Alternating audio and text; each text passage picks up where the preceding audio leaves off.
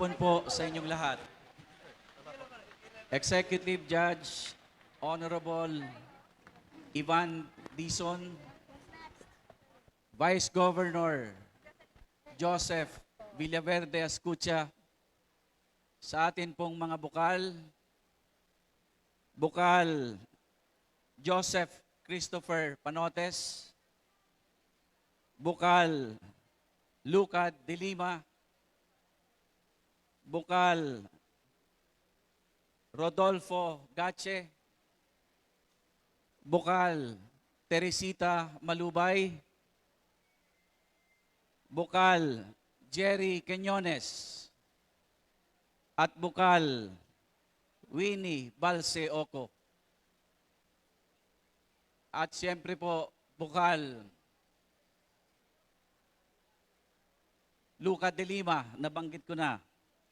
At siyempre po, sa atin pong panauhing pandangal, kay Regional Director Herbie Aguas, ang akin pong idolong mayor, ngayon po ay Regional Director na.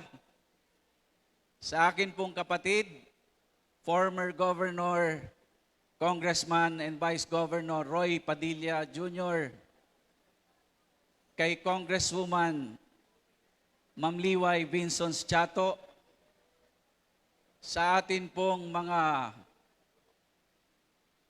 leader ng sangay ng ating pamahalaan, DPWH, nakita ko po ang akin pong mga kaibigan, ang akin pong mga kasama sa local government, kapwa ko mga leader, department heads, business leaders, at siyempre po, ang akin pong mahal na mga kababayan, magandang hapon po sa inyong lahat. Unang-una po, gusto kong pasalamatan, unang-una ang Panginoong Diyos. Sapagkat alam ninyo, ang akin pong pagiging gobernador, marami po ang hindi makapaniwala na si Governor Dong Padilla ay mananalo dahil alam ng karamihan sa Camarines Norte, walang pera si Governor Dong Padilla. Pero sa pagkakataon po, as I look back, nakita ko po, ako ay dinala ng akin pong kapalaran na maging gobernador po ng atin pong lalawigan ng Camarines Norte. Hindi ko po nakakalimutan yung akin pong paboritong tula. And let me share it with you. Looking back, I see good times and bad times, fulfillment and frustrations, misadventures and blessed events. As I look back, I seem to sense the coercive hand of destiny, making things happen, making things fall into place, leading me as it were. And through endless maze of chance and choice, leading me where I am. Alam niyo po, mahaba ang naging biyahe o naging akin pong journey sa politika hanggang makarating po ako kung nasaan ako ngayon. Pero isa lang po ang pinanindigan ko hanggang sa huli. Hindi po ako gagamit ng pera para manalo lamang bilang gobernador ng Camarines Norte.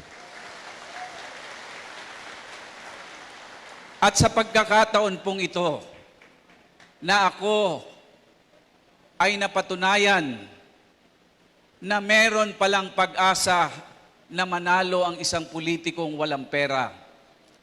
Naniniwala naman po ako na hindi ko po pwedeng talikuran ang lahat ng aking mga pinangako at lahat ng aking isinumpa sa bayan dahil alam ko po napakalaki ng akin pong utang na loob sa taong bayan sa Camarines Norte.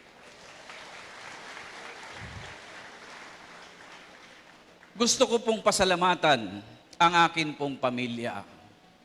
Akin pong kaisa-isang may bahay, si Janet. Ang akin pong tatlong anak, si Anika, si Don at si King. Ang akin pong mother-in-law na tunay naman pong itinuring ako sobra pa sa isang tunay na anak, si Mama Rose. Sa akin pong mga kapatid, sa akin pong mga kaibigan, nandito pa po sila Ate Rowena, si Kuya Tad, si Kuya Mon. Maraming salamat sa akin pong mga kaibigan.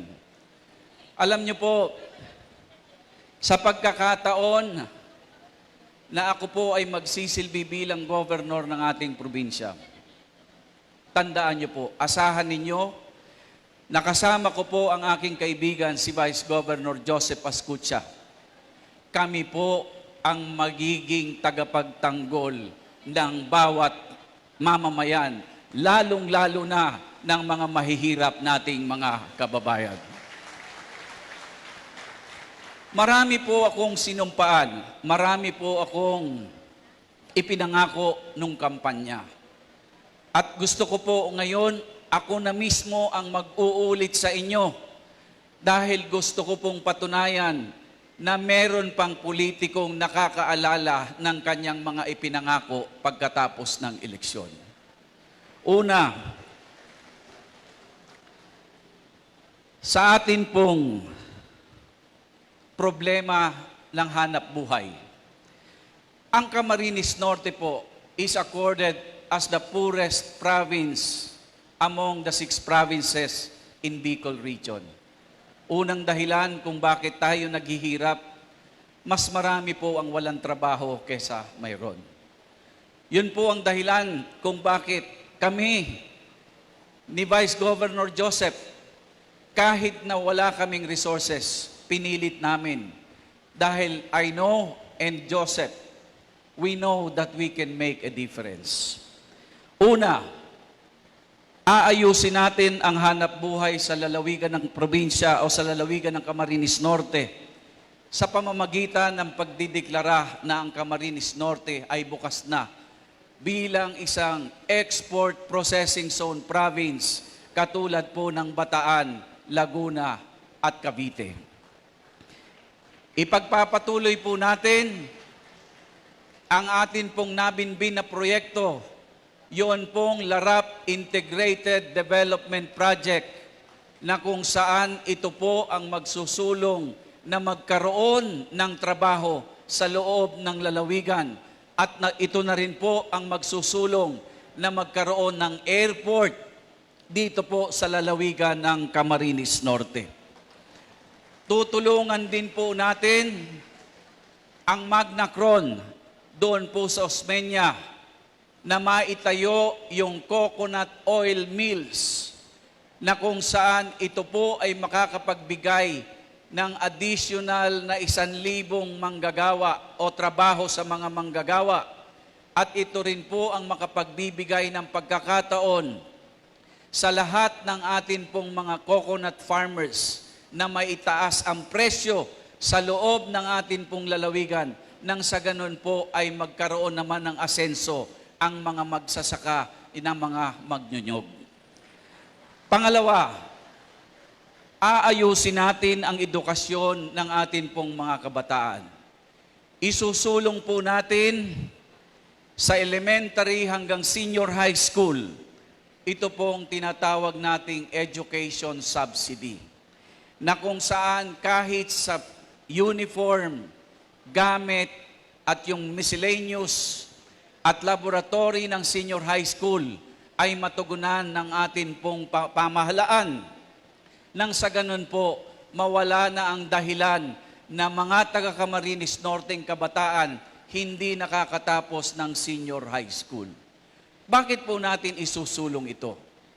Ito po ay para magkaroon ng kahandaan, maging preparado ang mga kabataan nang sa ganon, pagpasok ng investors dito po sa Camarines Norte, meron tayong tamang kahandaan, lalong-lalo na po sa mga kabataan, makakapasok sila ng trabaho doon po sa bubuksang mga economic zones or industrial parks. Pangatlo, aayusin natin po ang provincial hospital. Ewan ko po, nakita ko po kanina yung mga empleyado ng atin pong provincial hospital. Marami pong sumbong na nakakarating sa inyong lingkod na ang atin pong mga pasyente ay hindi nahaharap ng maayos, masungit daw po ang mga nurses, hindi nabibigyan ng tugon ang pangangailangan. Pero ramdam ko kayo, naiintindihan ko kayo, lalo na nung nakita ko doon sa pagkakataon na binabawasan ang mga empleyado ng atin pong provincial government. Makikiusap po ako sa atin pong sangguniang panlalawigan na sana po kung hindi pa naman po ito tapos, hindi pa naman po ito final, nakikiusap po ako na sana magbago kayo ng isip. Na kung saan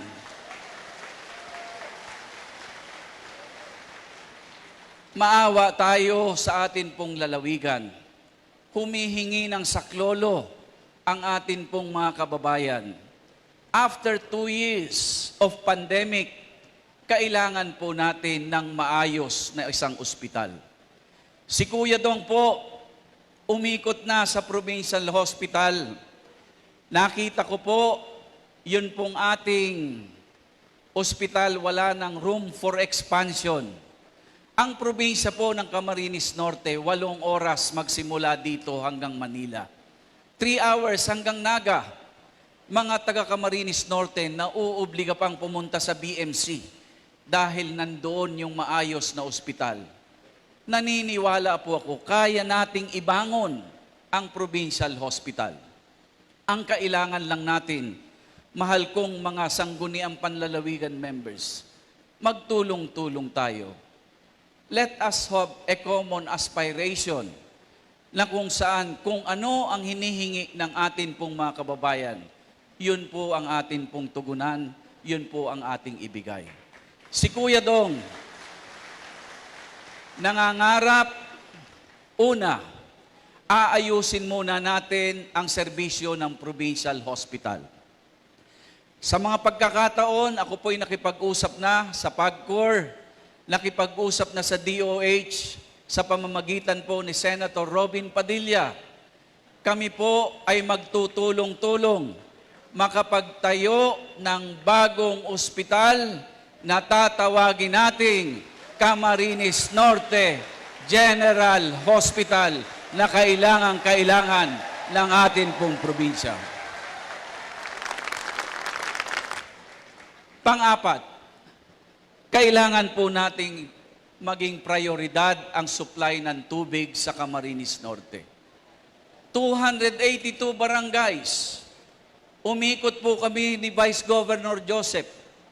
Umiiyak po ang aming puso pag nakikita namin mga taga Camarines Norte naglalakad ng 100, 200 meters, makakuha lang ng tubig, iigib papunta sa kanilang bahay.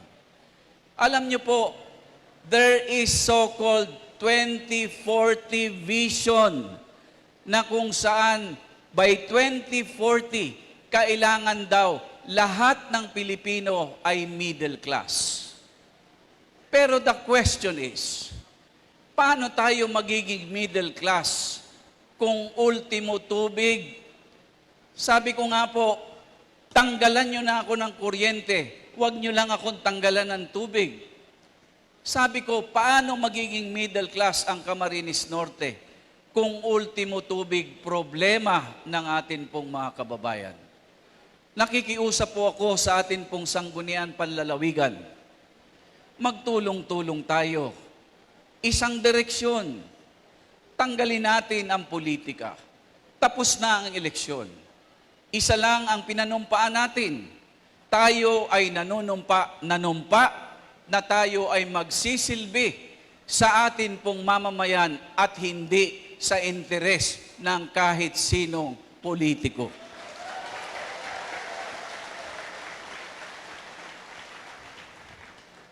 Titingnan din po natin, malagyan ng energy, renewable energy, power plants ang atin pong lalawigan. Nakipag-usap na po ako sa mga investors. Meron nang maglalagay ng hydroelectric power plants doon po sa San Lorenzo Ruiz at sa San Vicente. Ipagpapatuloy ang proyekto doon, yung hydroelectric plant doon po sa Mercedes.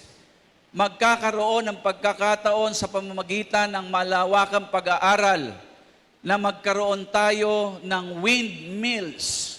Magsimula doon sa Basud hanggang doon po sa Santa Elena, sa gilid po ng dagat, na kung saan magiging atraksyon din sa tourism. At yun pong power plant sa Jose Panganiban, tuloy na tuloy, hindi na po coal power plant.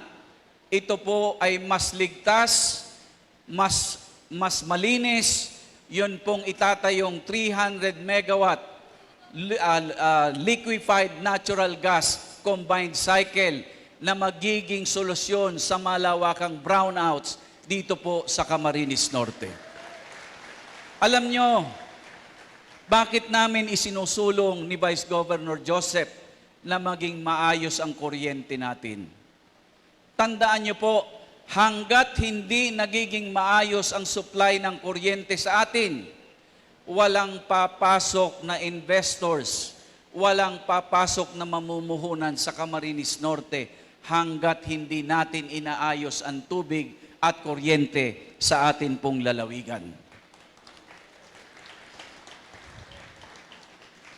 Sa mga taga-Calagwas, nandito po si Regional Director Herbie Aguas. Nag-usap po kami kanina. Nag-usap kami, pagtutulungan po namin na magkaroon na ng flight dito po sa Camarines Norte. Magkaroon tayo ng regular flight nang sa ganon pumasok ang foreign tourist, makarating ang mga dayuhang turista doon po sa Calagwas. Nang sa ganon, nandito po si Vice Mayor Agnes Ang. Magtutulungan kami nang sa ganon ang atin pong Calagwas ay maging katulad ng Bohol, Palawan at Boracay na tunay naman pong maunlad na maunlad. Pangpito, isusulong po natin. Andito po si Mayor Kuya Romy Moreno. Magkausap po kami kanina. Andyan po si Vice Mayor Ate Adet Astilla. Magkausap po kami. Mismo, bukas na bukas, mag-uusap kami kung paano natin isusulong ang malawakang minahang bayan sa Camarines Norte. Nang sa ganon, maging legal ang pagkakabot, maging legal ang small-scale mining dito sa Camarines Norte. Naniniwala po ako, mayaman po ang Camarines Norte. Nalungkot po ako, pinag-aralan ko po yung ating pong financial. Ang IRA po o ang NTA, yung bagong reglamento ng atin pong national, yung National Tax Allocation, National Taxes Allocation. Ang Camarines Norte po merong 1.6 billion next year. Ang projected local income, 100 million pesos. Napakaliit. Pero kung tutuusin mo, napakayaman ng atin pong lalawigan. Alam niyo po, nang ako po ay madeklara bilang governor-elect, ang dami pong nagpupunta sa akin, mga investor. Mga nag-investors sa Minahan, investor po sa Quarry, investor po sa Silica, investor po sa White Clay. Pero nagtataka ako, bakit ang liit ng income natin kung marami ang gustong mag-invest sa atin? Ito po ang nakikita kong problema na kailangan namin pagtuunan ni Vice Governor Joseph Ascutia, kasama po ang Sangguniang Panlalawigan, kailangan po nating itaas ang income ng atin pong lalawigan. Kapag tumaas ang ating income, unang-unang makikinabang po ang atin pong mga kababayan dahil mas malaki ang atin pong maibibigay na basic services. Pero ito po sa pamamagitan po unang-una ang episyenteng pangongolekta ng buwis. Tama po ang sinabi ni Vice Governor Joseph, tapos na po ang pag-i-enjoy ninyo o ng mga nandadaya sa atin pong pamahalaan. Ngayon po, panahon na, magbayad kayo ng tamang buwis, wala kayong magiging problema sa Padilla Ascutia administration.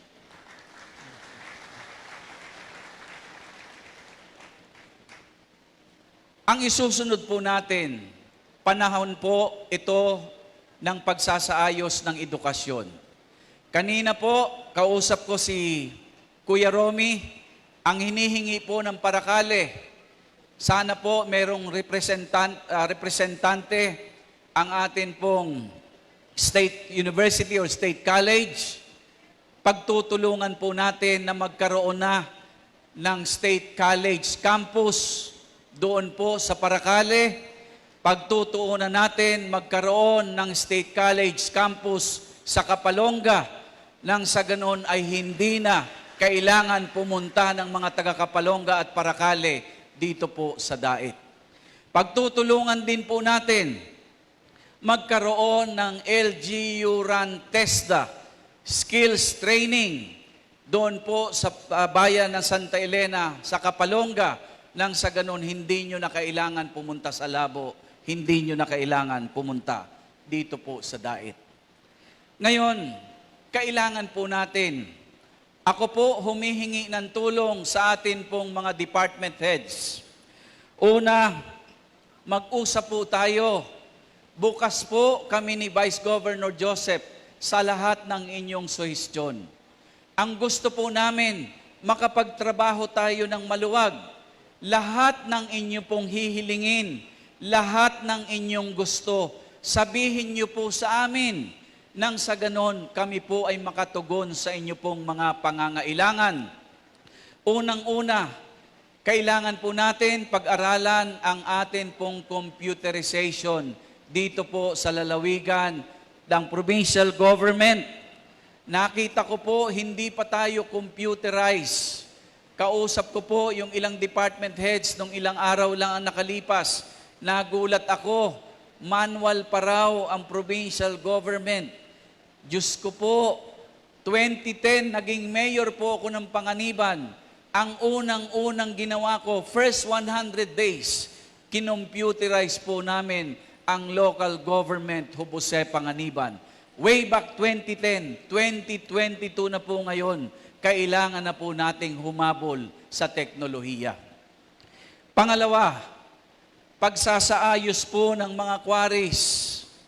Ito po malaking sakit ng ulo ni Vice Governor Joseph dahil si Vice Governor Joseph po ay aatasan natin maging environment czar na kung saan si Vice Governor Joseph ang magiging punong abala para habulin yung mga unscrupulous operator ng quarries dito po sa probinsya.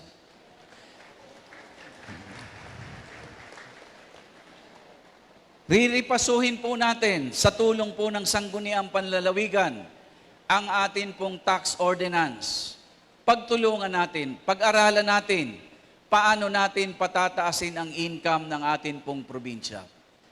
Hindi po tayo makakatugon, uulitin ko, sa pangangailangan ng ating pong probinsya kung hindi natin maitataas ang income. Nakikiusap po ako sa Local Finance Committee. Bukas, nakikiusap po ako, mag-usap-usap na po tayo. Mag-usap tayo kung paano natin tutugunan, paano maitataas ang atin pong income sa Camarines Norte. At ang susunod, magtitipid tayo. Maglalagay tayo ng solar panels doon po sa bubong ng atin pong mga government offices. Solar panels nang sa ganon, bumaba po ang konsumo natin sa kuryente at ang ibig sabihin, savings natin ay pwede nating magamit sa serbisyo ng atin pong pamahalaan para sa mga mamamayan ng Camarines Norte. Sa turismo, makikiusap po ako sa atin pong sangguniang panlalawigan.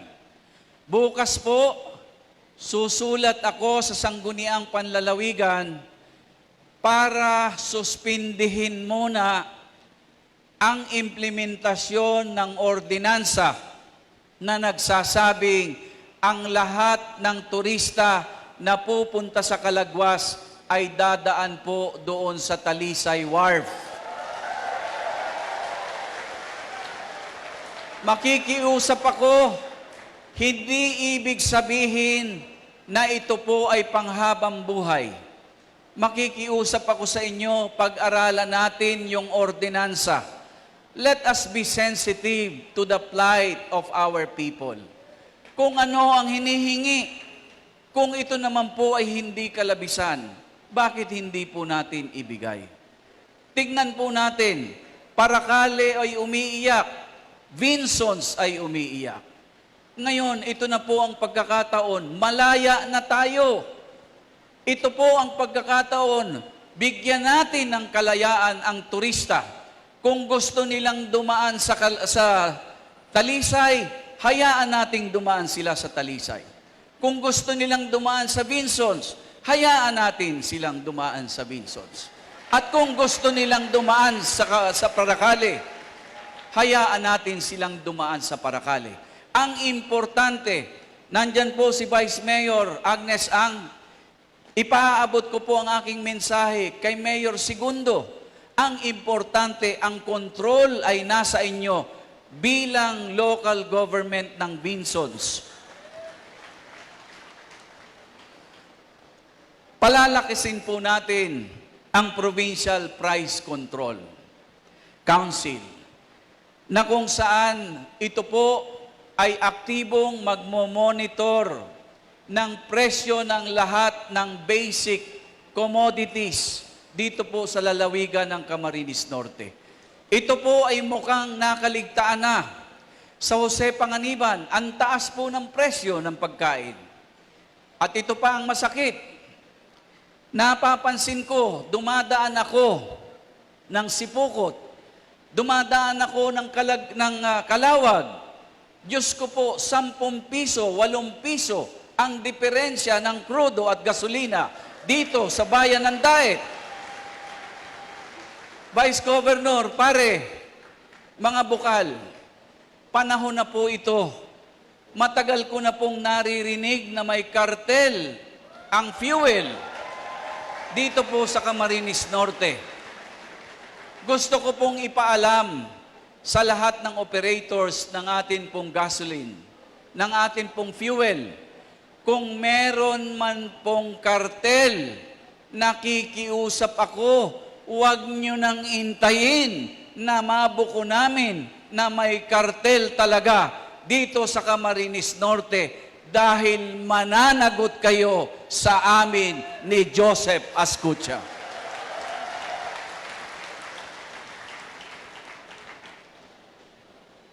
Ito pong issue ng sanitary landfill. Ako po, alam kong may mga taga San Vicente rito. Nakikita ko, hindi dapat isulong ang sanitary landfill sa San Vicente. Nakikita po natin, may mas magagandang lugar dahil ang San Vicente at San Lorenzo napakaganda ng source ng tubig. Kailangan natin ng tubig. Bakit lalagyan natin ng basurahan sa San Vicente? Ang kailangan natin, pagyamanin ang tubig doon sa San Vicente, sa San Lorenzo, nang sa ganon ang tubig sa San Vicente at San Lorenzo makarating dito sa bayan ng Daet, sa Binson, sa Talisay, doon po sa bayan ng Mercedes. Ang atin pong provincial jail ay nasa loob ng atin pong compound. Alam niyo po, nakapasok ako dyan ilang beses. Nakita ko po ang malungkot at kalunos-lunos na kalagayan ng atin pong mga inmates. Naniniwala po ako na kahit tayo po'y nagkasala at tayo ay nasa loob ng bilangguan, meron tayong pagkakataong mabuhay ng may dignidad. Naniniwala po ako, panahon na para pag-isipan natin, Vice Governor Joseph, sa atin pong sangguniang panlalawigan, pag-isipan na nating ilipat ang atin pong provincial jail doon sa mas magandang lugar, mas malaki, makakapagtanim-tanim sila. Bibigyan natin ng diin, hindi lamang ang pagiging bilanggo nila. Bibigyan natin ng diin yung programa ng rehabilitation. Nang sa ganun po, paglabas nila dito, ay hindi po sila masyadong naiwan ng panahon. At syempre, kahit nandun po sila sa loob ng bilangguan, may pagkakataon din naman silang maging produktibo at maging aktibo.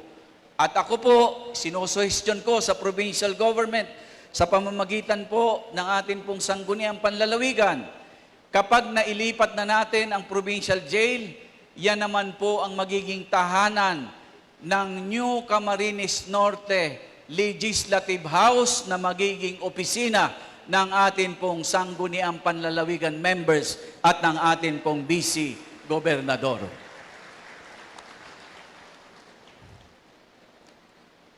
Maglalagay po tayo ng programang Text Musigob.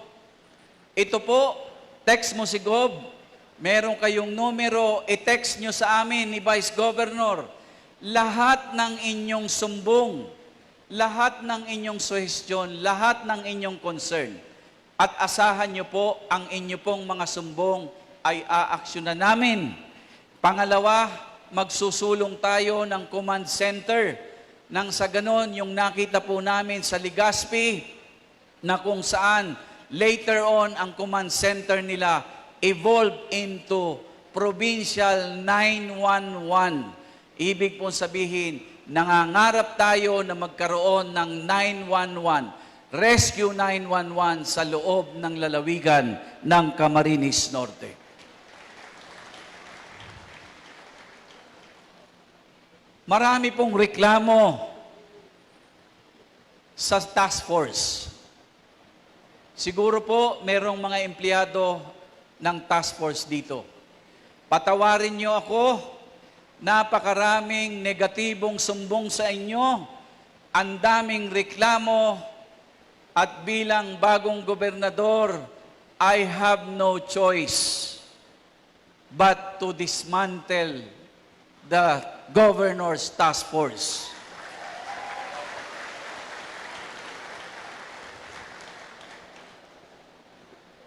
Sa issue po ulit ng quarry, bukas, uulitin ko po, titignan natin ang issue ng quarry, titigil muna po ang lahat, kahit 1 linggo lang. Unang-una, ang gagawin natin, i-evaluate natin, i-assess ang lahat ng quarry sa buong probinsya, katulong po si Vice Governor. Lahat po ng may quarry, i-present ninyo ang inyo pong mga permits. Kung legal ang inyo pong permits, tuloy kayo sa inyong operation. Kung hindi naman, mag-secure kayo ng permit. Saka po kayo makakapag-operate. Gusto lang po naming ituwid ang mga mali na nangyari noong mga nakaraan. Sa issue po ng illegal fishing, alam niyo po, nakakalungkot, nakarating po ako ng Santa Elena, doon po sa San Lorenzo, sa bayan po ng Santa Elena. Ang bawat buli-buli, nagbabayad ng 21,000 kada unit buwan-buwan. Ang buli-buli po, meron pong 39 units. So kung may 21,000 pong binabayaran ng mga buli-buli, meron pong tumatanggap ng 800,000. Ngayon, ito po ang pakiusap ko sa mga buli-buli. Wala kayong babayaran na kahit ano. Ang ipakikiusap ko sa inyo, doon po kayo sa tamang lugar, 15 kilometers, doon kayo mangisda, malaya kayong makakapangisda. At yung malapit, ibigay ninyo, ibalato ninyo sa maliliit na mga mangingisda.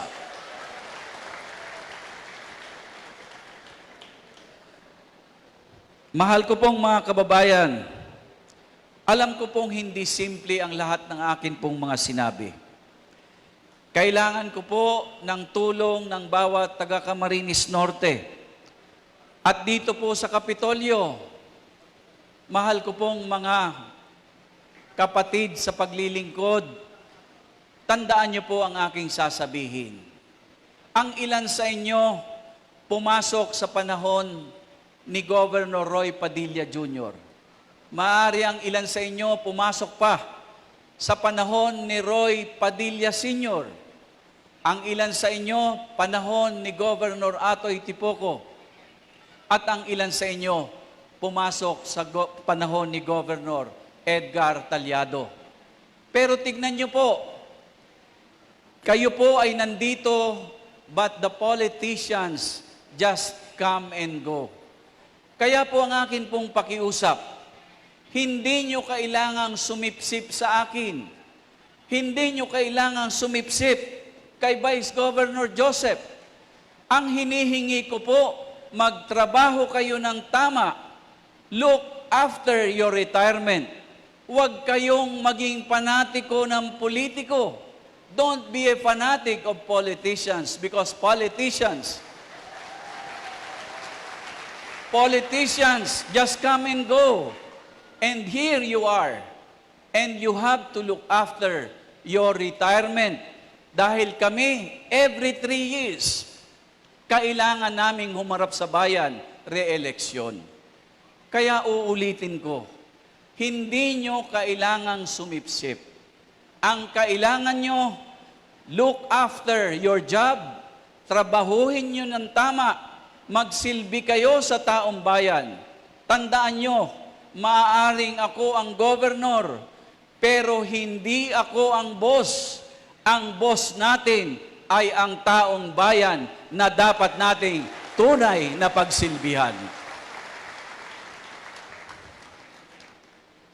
Sa akin pong mga kasama, mga mayors, vice mayors, 2 congressman, board members, Vice Governor, kapatid ko, kaputol ng pusod ko. Pare, talagang kapatid mo ako sa puso at sa pusod. Alam mo kung bakit? Yung pagtayo mo dito, yung sabihin mo, ang kailangan natin ay e-aircon ito, naunahan mo lang ako. Naunahan mo lang ako, kaya talagang nagkakasundo tayo. Pakiusap ko sa atin pong mga bukal, sa mga mayors, mga kapitan. Alam niyo po, tumakbo kami ni Vice Governor Joseph, 282 barangays. Wala pa pong 40 ang kapitan na tumulong sa amin. Pero nandito na tayo, uulitin ko, tapos na ang eleksyon. Ang pakiusap ko lang, tapos na po ang eleksyon, tulungan niyo po ako. Tulungan niyo po si Vice Governor Joseph. Magtulungan tayo. Tandaan niyo po, hindi ako hihingi ng kapritsyo sa inyo. Hindi ako hihingi ng sobra. Ang hihingin ko sa inyo, tulungan niyo ako makarating ang maayos na serbisyo ng atin pong pamahalaan, lalong-lalo na sa kaliit-liitang mga mamamayan ng atin pong lalawigan. Tandaan niyo po, kung hahatawin niyo ako ng latigo ng politika, kung ang lahat ng akin pong ay isusulong ay haharangan ng politika, tandaan niyo po, hindi ako ang pinaparusahan ninyo. Hindi ako ang lalatayan ninyo. Ang lalatayan ninyo ay ang taong bayan dahil ang isusulong ko po, serbisyong maayos at kung yan po ay haharangan ninyo, ibig sabihin, hindi makakarating ang serbisyo sa taong bayan. Kaya nakikiusap po ako, tiglop tuhod, tanggalin muna natin ang politika. Hindi ko po hinihingi na magsama-sama tayo sa isang partido. Ang hinihingi ko po, magkasundo tayo kung paano natin ibibigay ang maayos na serbisyo sa atin pong mga mamamayan. Bago po ako tumalikod, naalala ko po yung binigkas ni Pangulong BBM. Ako po ay hindi BBM. Ako po ay matigas na Leni Robredo. Pero, tapos na po ang politika. Isa na lang ang presidente, si Presidente BBM. Kaya wag niyo po sana namang hadlangan na ang inyong gobernador ay sumuporta sa atin pong kaisa-isang Pangulo, si BBM. Naalala ko po yung kanyang sinabi, kailan lang. Ang sabi niya, and I quote, "I ask you all, pray for me. Wish me well. I want to do well. Because when the governor does well, the province does well. And I want to do well for this province."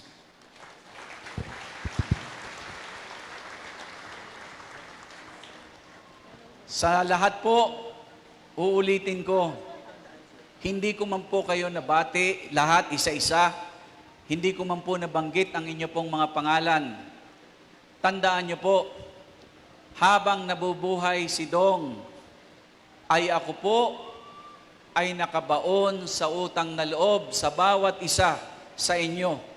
Tumulong hindi man na si Kuya Dong ay maging gobernador ng ating probinsya na hindi kailangang gumastos ng malaking pera. Maraming salamat po. Magandang hapon, mabuhay po ang lalawigan ng Camarines Norte.